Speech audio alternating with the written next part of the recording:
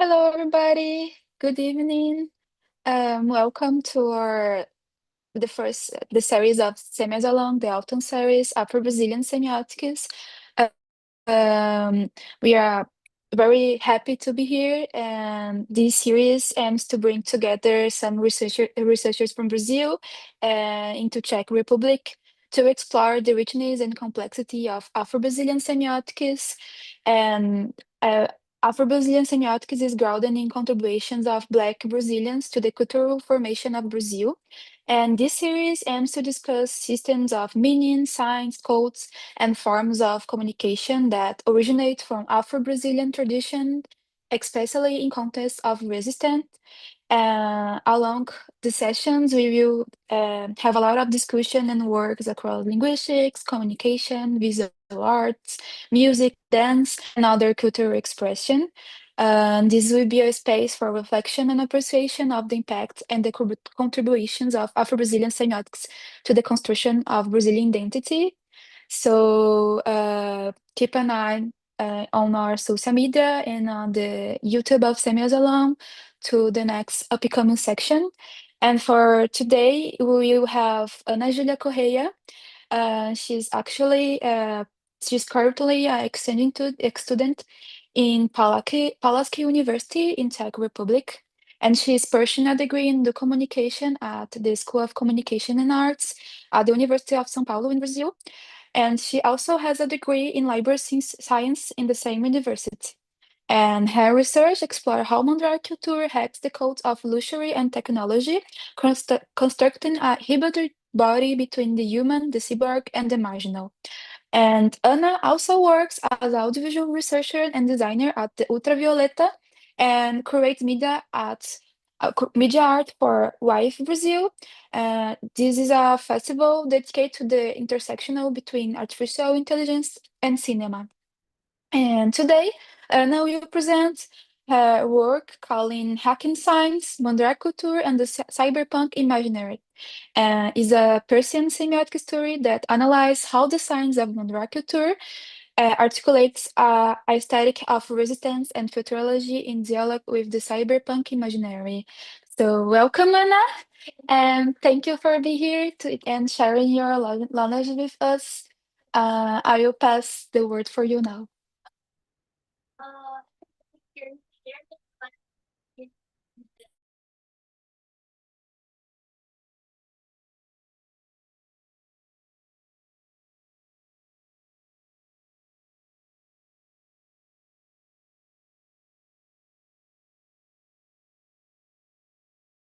Thank you.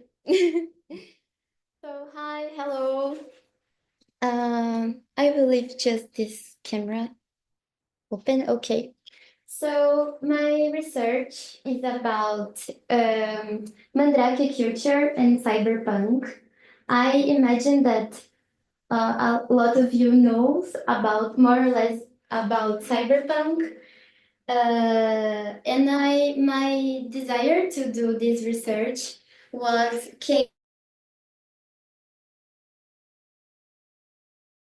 of Black people. They are not seen as like intellectualized enough to have a subculture. So I took a famous subculture that is cyberpunk to compare with Mandrake, that is fashion funk extension in Brazil. It's a way. It's not just funk fashion. I don't know if you know funk, but funk is a musical genre that rise in the favelas. And I don't know if you know favelas, but favelas are in the marge of the city, are the place where poor people where you can see miserability, poor people, a lot of Black people because we have a slavery past in our country.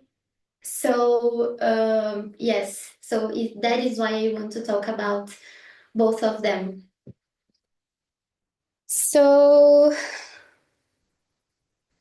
let's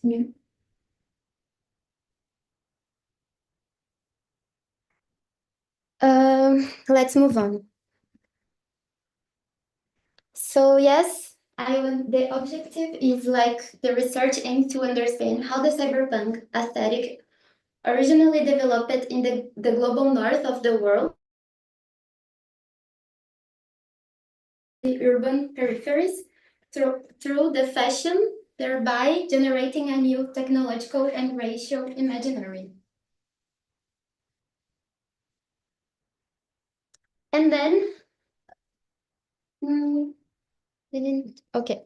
And then I will talk more like detailed about the Mandrake culture soon, but cyberpunk emerges as a subgenre of science fiction. And then the idea was William Gibson was the first author that appropriates this, not the first, other authors took this concept in their literature, but William Gibson was like the most important and the most famous. And he had this book called Neuromancer, was the first and most famous book from cyberpunk. And basically, William Gibson was like an intellectual. So he took the idea of communication being a really a way that you can share signs, symbols, icons, and all of that is related with semiotics. And we have like in communication, and he had this theory about the global village. He imagined the communication system, the media, as a really big brain where people could share this same brain through the through the symbols and through the icons and stuff like that. And then William Gibson took that and put in a aesthetic and narrative approach. So here I took like a text from Neuromancer where William Gibson defined the cyberspace. And fun fact, William Gibson created the term cyberspace. Didn't exist before that. And he is from the 80s. So he's kind of saw the future. And he says that the cyberspace is a conceptual hallucination experienced daily by billions of legitimate operators in every nation, by children being taught mathematical concepts, a graphic representation of data abstracted from the banks of every computer in the human system. Unthinkable complexity, lines of light are arranged in the non-space of the mind, clusters and constellations of data, like city lights receding. So as you can see, it's very visual, it's very aesthetic.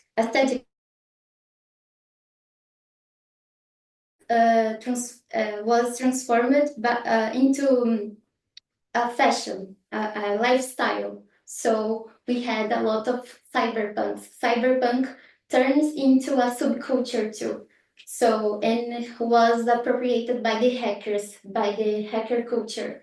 They saw, like the nerds of the 80s, they saw the cyberpunk as a way to say, okay, we are the losers, so we will take this, we can like do whatever we want in this space where we can share everything that we want, the knowledge, so yes. So, but the cyberpunk, it's don't see like internet or this global village as McLuhan. It's more realistic. He is not a place that you could actually share all the symbols and everything, like democratize the knowledge. Actually, no, because someone is have the power of this system, of this place. And cyberpunk critiques that, critiques the big corporations that take these global village, this big brain where people are sharing to their own interests to make more money.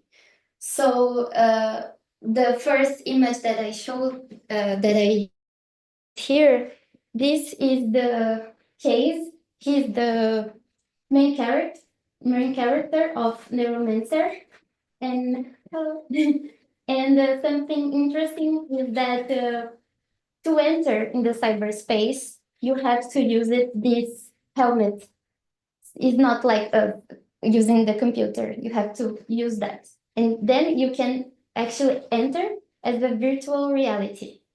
And Case, he hates his life.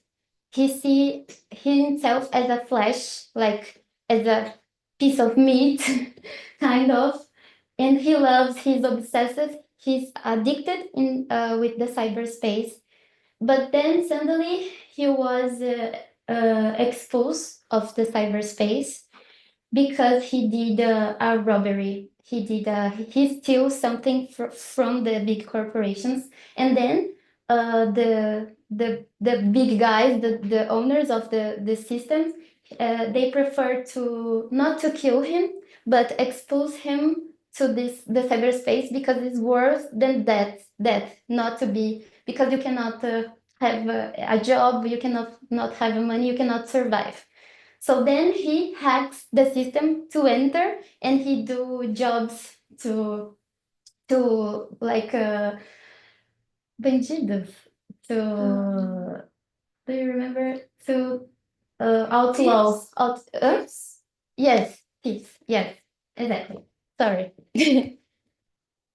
And then, as I said, cyberpunk was appropriated by fashion and subcultures. So then it's a alliance with technology and punk.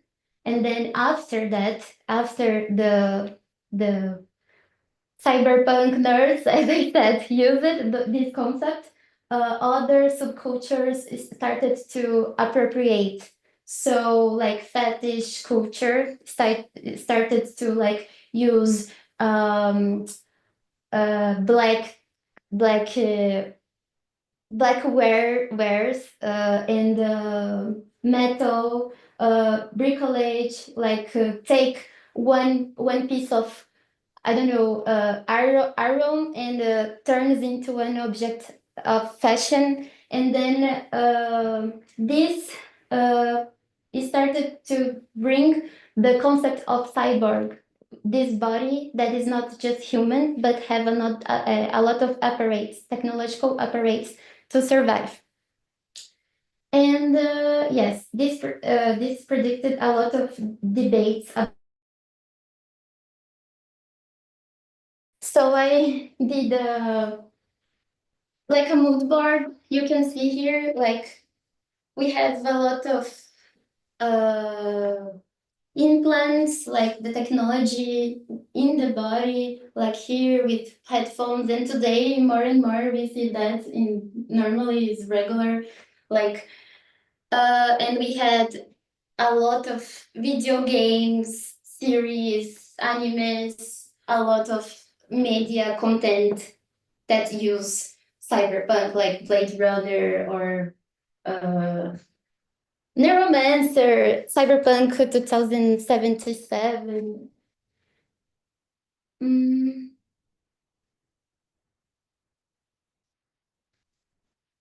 It's not changing.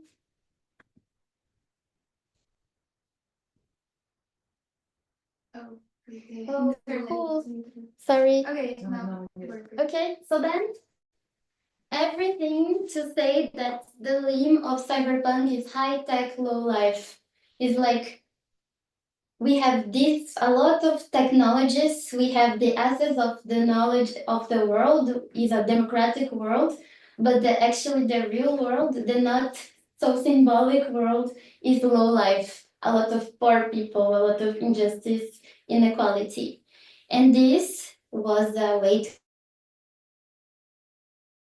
the writers of the science fiction in this time, they saw the future, and a lot of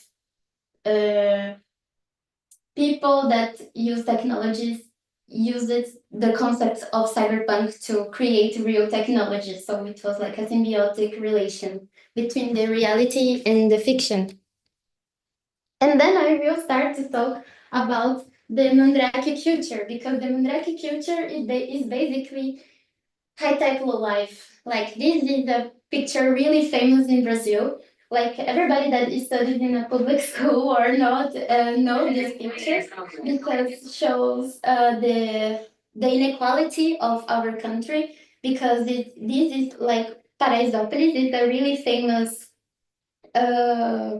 neighbor in Brazil, and it's like the same place. It looks like a college, but it's not. It's actually the same place. In this side, we have a fancy luxury building with a lot of comfort things, and in the other side, we have the favelas, a place where people are poor and like have to construct their own house with themselves, and we have a lot of violence too because police enter in those places without people as human beings, as you will see next.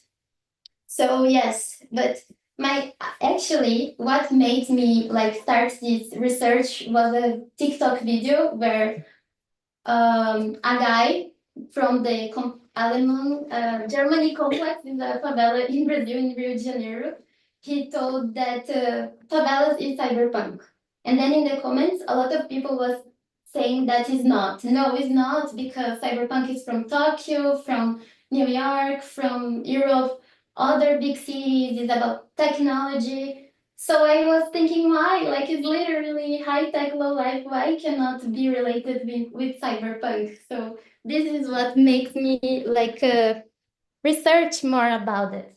And a really good example is this guy. He viralized it in the internet because he was using a Tesla in the middle of the favelas, and it was like this picture of this car in the middle of the favelas was like a shock because it's a really expensive car, and then he used it with proud because he grown up in his life. He had more money, but he don't want to leave the favelas. He wants to stay there, and he wants to use it and show to the world that he's using this car with proud.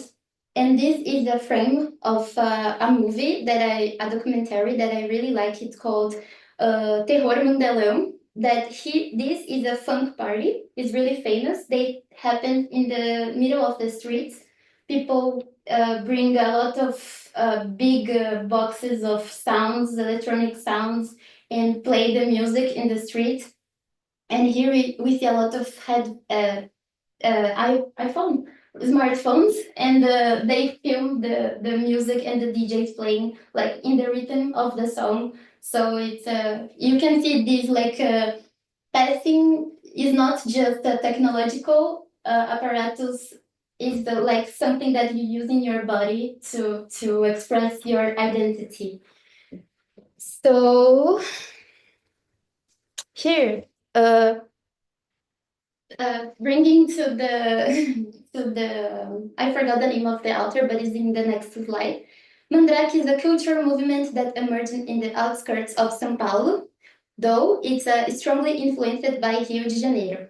Another really important thing is to say that funk is really diverse. Inside the funk, we have a lot of different other types of funk and another types ways of to be Mandrake. And Mandrake is proper of the São Paulo. In Rio, we have other terms like cria or is different. And it represents not only an aesthetic style, but also a way of life. It's a branch of funk and primarily arises within bailes de favela, that is the funk parties that I told you, or favela street parties. And the meaning of the term, it's a slang, actually. The slang is used not only to refer to someone with distinctive and stylish appearance, but also to someone with high self-esteem, intelligence, and the streetwise cleverness, and wisdom typical of urban life. And I took this from Gadget. She's a really big researcher in funk culture in Brazil.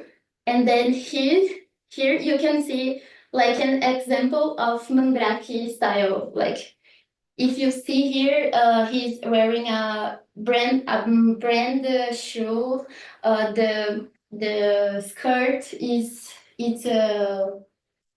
with have a brand too, a brand mark, and the vest have a brand too, and the headpiece we will see there we will see that more profoundly. And like as I said, it's a lot of things mixed. Like what makes the Mandrake is this all those elements together, and the recombination of them makes other styles, as I said.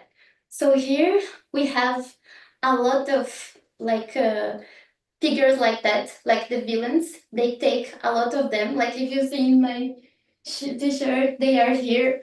And or this character, I don't know how to say his name in English, but he's very used because he's very rich. So he's in an do you know? Uncle's crook? No. He's the grandpa. Oh, he's the grandpa of Uncle's crook. Oh, okay. Thank you. Rich one, yeah. He's the rich one. He has a lot of money. If you see here, he has a lot of money. And the clowns too are really used. So we have this contradiction between the brains that we will see soon and the villain figure.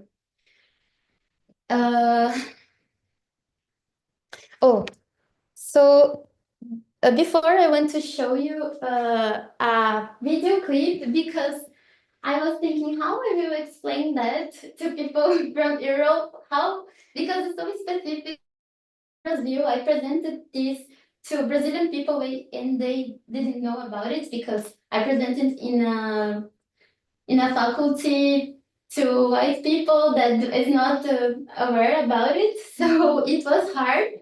So then I bring a singer, funk singer video clip that he's Mandrake itself, like he's the impersonation of Mandrake Culture, and I put the subtitles if you can pay attention on that, and also on the image and the visual and the elements that will appear. It will be cool. Let's see the sound.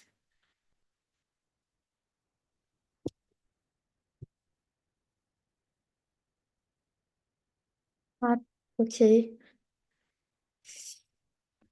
I don't know how can I do that because the sound is connected here. I think play it, but I'm here. Oh, okay. Uma cidade com mais de 1.000 comunidades carentes. Então ela está se estruturando para se fixar em. And as I told you, he's like the impersonation of the Mandrake culture. He says that he is the Joker, the funk Joker, like you saw, like he dressed like the Joker. He has the hair, the green hair, and he's like painting the hair of a fan. So, and he had this phone. He used not like with the usability of a phone, but as had a piece of. And he have the drips too, and the tattoos. So here we can see like the cyborgism. He's like a cyborg. the technology is in his body. Those symbols of I don't know, the clowns, the art like in the tattoos too. And something really interesting. Other thing, the funk has a lot of influences of the rap and the hip hop. Like if you see the necklace that he have is really similar, like with the street and the hip hop culture, which Cyberpunk took a lot of references to. So then, other thing really interesting is the Tony country, because if you notice in the music, he says the Tony country family. He's talking about the brand Tone and Country. You see like how the brands turn into like the part of the identity more than just a regular brand. And another thing is that if you use this symbol without the original, it's okay too, because it's not about the value. Actually, it's about the value, but more about the symbol. Okay, I'm part of something bigger, like something rich, because it's a rich brand for.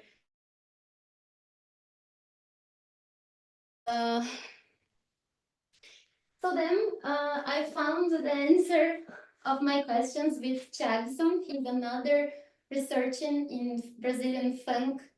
And he says that, like, my question, why isn't considered a counterculture movement? Why funk is not considered like that?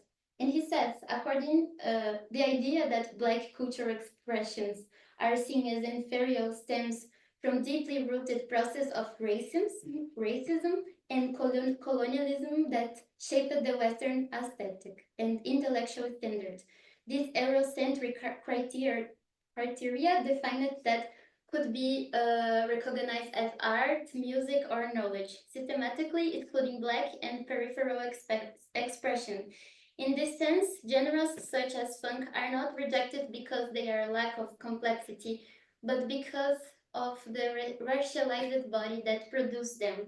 So, yes, if you are Black in Brazil, you have to take care. I will say that as Black myself, you cannot, you have to be always well dressed. At least people will like not be suspicious about you. So when you take and use all of those elements, people that is not from peripheral places will think, okay, this person is dangerous, maybe. And but it's not actually about the awareness, it's about the person that is using. And I think this is a very punk attitude. Like, you take the objects and the symbols of the system, like the brands, and you take the figure of the villain as your own identity, and you use them like to find and to fight and to say to the society, okay, I can wear this. You will not say to me what I can or what I cannot, and I will wear that with the villain ethos. Because if I am a bad person for you, I will be. It's more or less like that, and it's more complex than that, because in a lot of funk, this type of funk that I showed to you, it calls conscience funk, funk consciente. We have a lot of other types of funk, like more sexual, more about drugs, more about, it's different. This one is more like similar with rap. It's like fast and just saying the reality that peripheral places pass. And then I discover another thing. Actually, cyberpunk is really Eurocentric. Black authors or non-white authors, and like women was not in the narratives. And this is really crazy, because cyberpunk kind of take the street knowledge to in the narratives, and the people that produce this, like hip hop or that cyberpunk take it, are not there. And this was like this author, Lavender Third. He says that it was actually a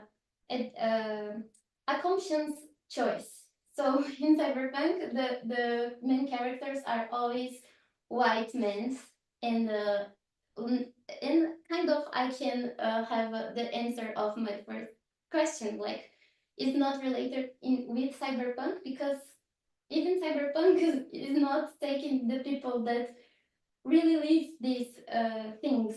So yes, and I felt really sad, because if I knew before, I could like read, like we have the Afro cyberpunk. For me, it's sad to have to need to have like an Afro in the first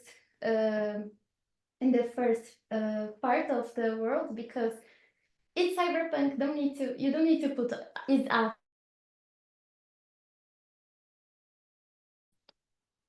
And then let's go to the semiotic part, my methodology. So I analyzed some of the Mandrake items, and I analyzed them through the Peirce semiotics that I will explain soon. And I take the data, those items, with observation and with the interviews and conversations with my friends in Brazil.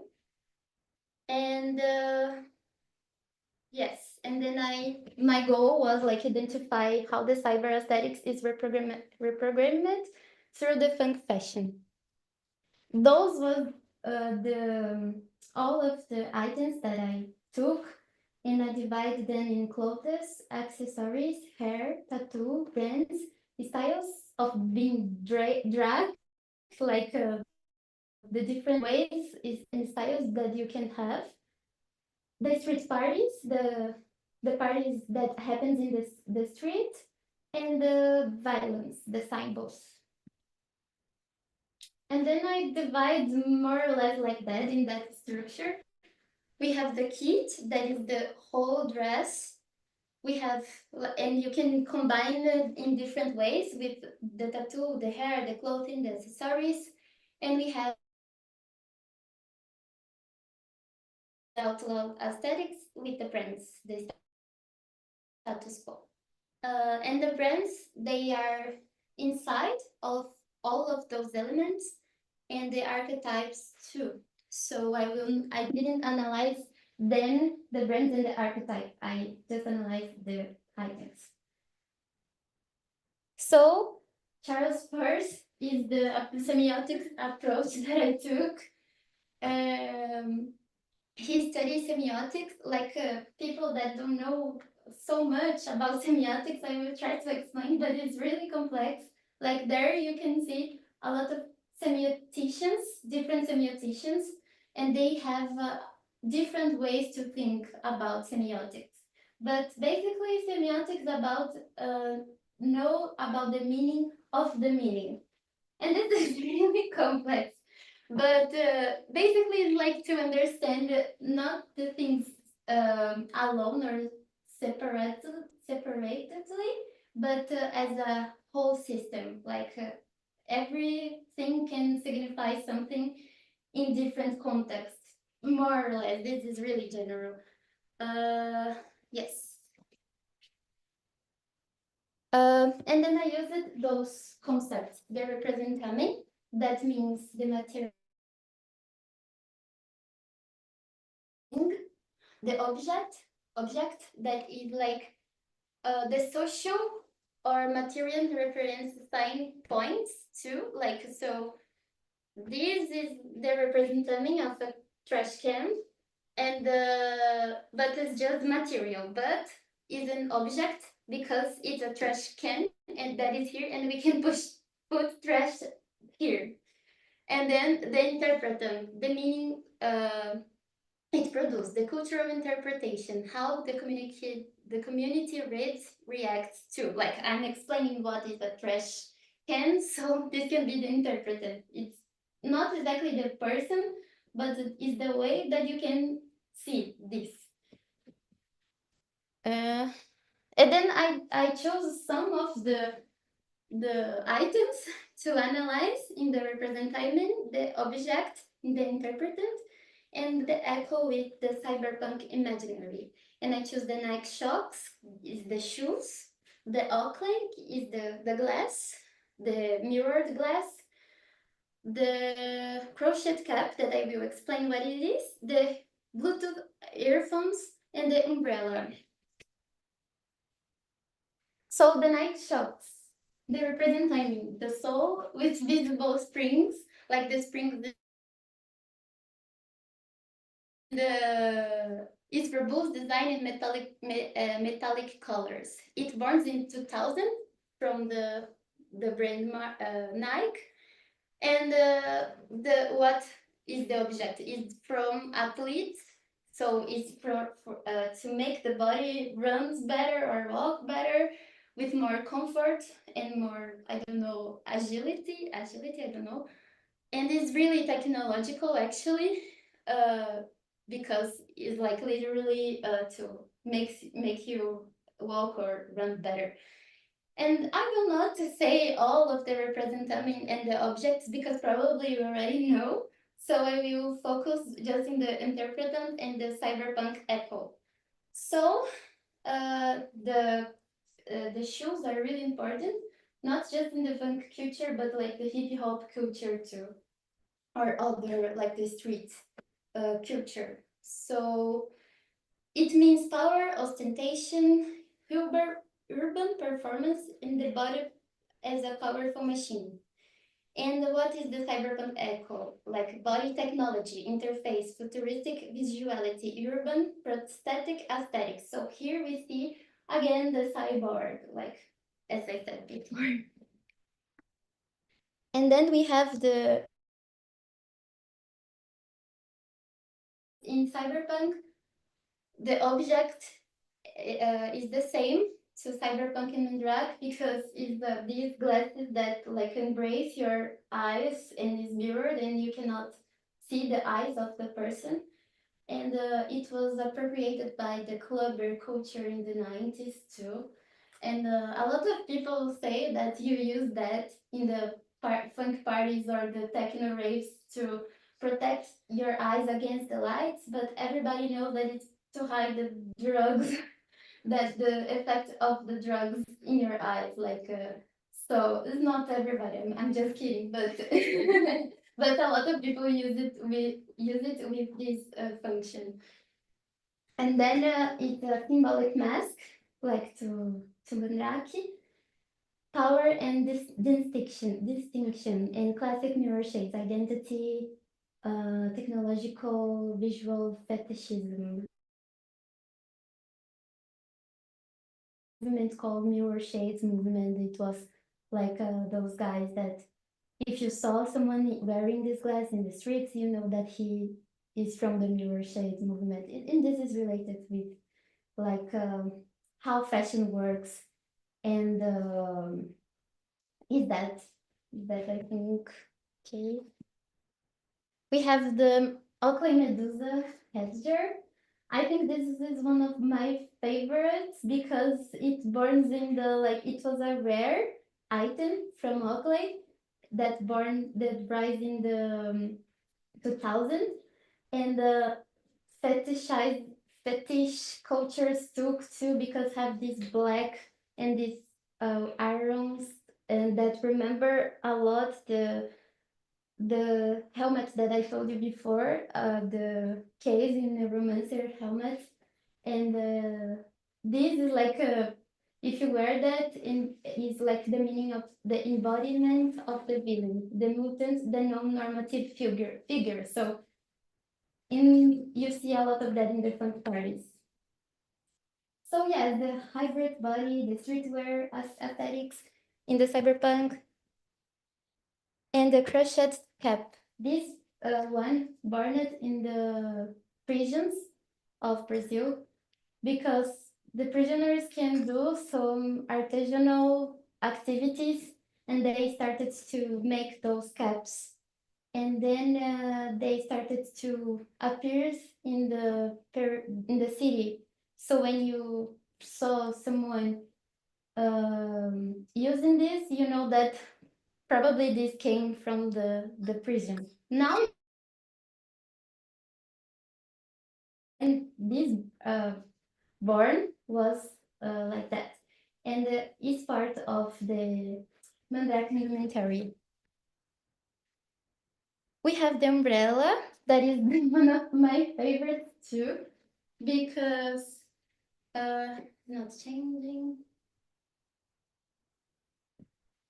Oh, it's not to protect you against the rain in the sun. Is for you to dance with. So if you see like funk parties in Brazil, a lot of guys will be with the umbrella shaking in the rhythm of the song. And I think this is really hack a sign because it take that have one way of use and transform in another totally different way and works as like a extension of the body if you think because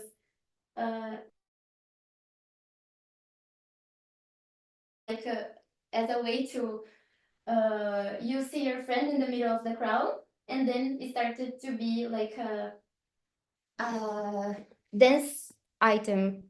I will show you a video that someone using it. Something that happens a lot with mandrakes is that the media don't like mandrakes, so they like we have a journal called Datena in Brazil, and they do a lot of stereotyped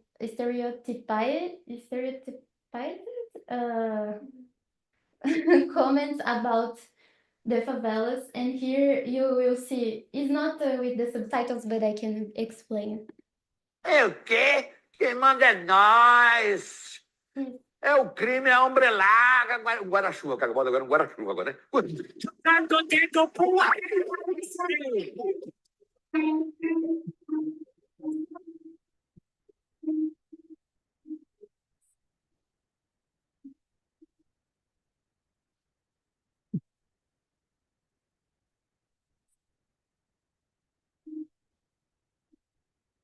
The journalist was making funny about, okay, they shake the umbrella, like doing that like in a bad way, and then it's really cool.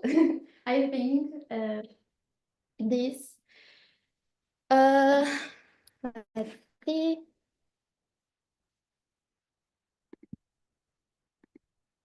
And then I bring a concept that called necropolitics, that from Akili Mbembe, that is an author that is like the politics of deciding who lives and who is allowed to die. And so, as you saw in the video clip, the police is it's a figure that was implicit there, but they enter in the favelas and they kill a lot of people, like without think about it. So I bring this concept to show to you that the violence that is in the Mandrake culture, like the villain and the you know, the exalting of the violence is not something empty. It's something that means something. As semiotics. So then necropolitics reveals how states, institutions, and social systems created zones of abandonment where certain populations are exposed to violence, precarity, and premature death. So we will talk about that in the next presentation, but another really important sign to the Mandrake culture is the racialized body, is the black person that use them. Not all of the Mandrakes are black, even remarkable sign that makes maybe a policeman come to talk with you, like your body is like an index of dangers, something like that, more or less.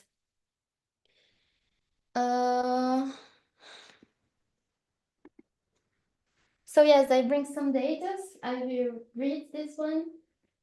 Between 2018 and 2023, Brazil recorded more than 6,000 deaths per year resulting from police actions, approximately 17 people per day. The majority of the victims are young Black males between the ages of 12 and 29, around 82% to 83% of the total. 2023, the country recorded 6,393 deaths due to police interventions. Brazil, okay, this is from, this is the source. And yes, the most places that this happened was Bahia, the place with more Black people in Brazil, Rio de Janeiro, and São Paulo. And Angra dos Reis, that is from.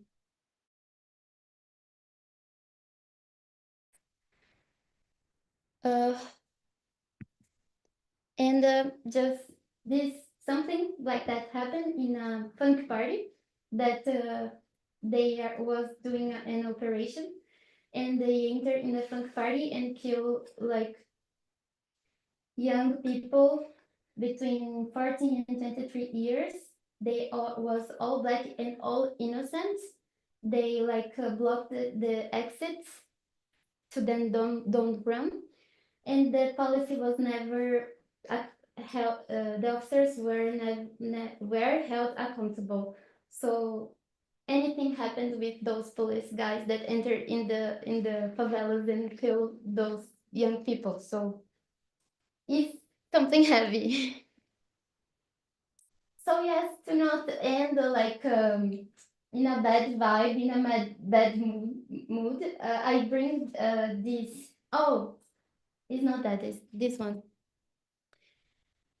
I bring these like concepts of Hathaway and work. Hathaway creates the cyborg manifest that intends like the cyborg body and the body that use those technologies as bodies that can empower themselves. She was important to the minority studies, and then I when I see like someone using the kit, Mandrake kit, I see like a cyborg and I see like a body that resists of the system. In McKinsey work that did the hacker manifesto, and she says that you don't have to know how to code to be a hacker. You can use the arts and the science and the index to be one. So this is what this is what Mandrake Culture are doing phenomenologically, I think, in the way, like, spontaneously, I mean. And then I bring this phrase from a guy called Julia Albuquerque. He will be here on 18th of December. And he says,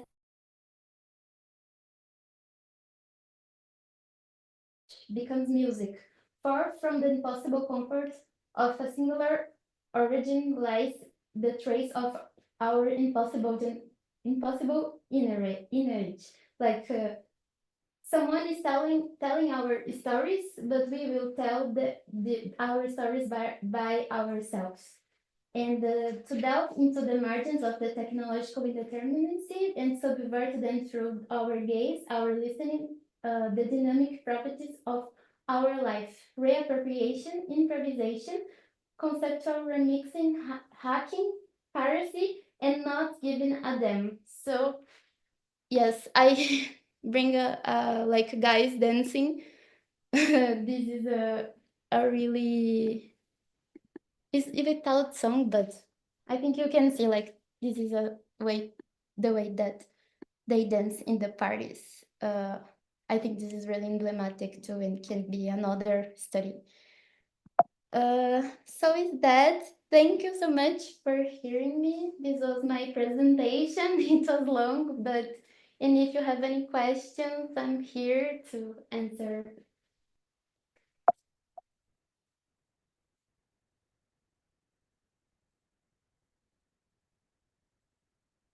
Let me see. No, I think it's that. Okay, thank you so much, Anna. It was really, I love your work, you know that. And for me, it's really important how you connect the hacking bodies and what you say, like how this person figure out the villain as their own identity to hack the system, to be present. Even the society and the people don't want our body being present in the places that we want to be. And it's so beautiful to see you here talking about this moment, these Mandrake people, and dressing like a Mandrake, and be here in a place of knowledge, sharing our knowledge. So this is so powerful and meaningful. So thank you so much for your lecture. Thank you. Maybe the guys there have any questions? I don't know. Okay, what's up? I know. Anyone here in the meeting, if you want to share anything, be welcome to. So if we don't have any other contributions, I will end this live stream here. I will see the YouTube channel. Oh, a lot of comments on YouTube. People are congratulating you. Okay. I will read some comments to record here in the meeting, and if you want to answer these people. First one was from Cabral. He said, a very relevant correlation to make. A elitist European culture in parallel with a spontaneous effervescence of the global south. I love it. Okay, thank you. Other one is from Lucio. Lucio says, interesting to see the parallels with the Cyberpunk Manifesto as the enhancing of the subject correlate states. Hence of a sort of signification of such a subject with itself, abduction its own being as becoming empowered. It's the comments. Great, thank you. So it is. Oh my God, I'm confused. So bye bye. Bye bye Bye. everybody. Thank you for watching and keeping seeing your content on YouTube and social media, and get to the other link for the Eduardo lecture is gonna start very soon. So that's it. Bye bye.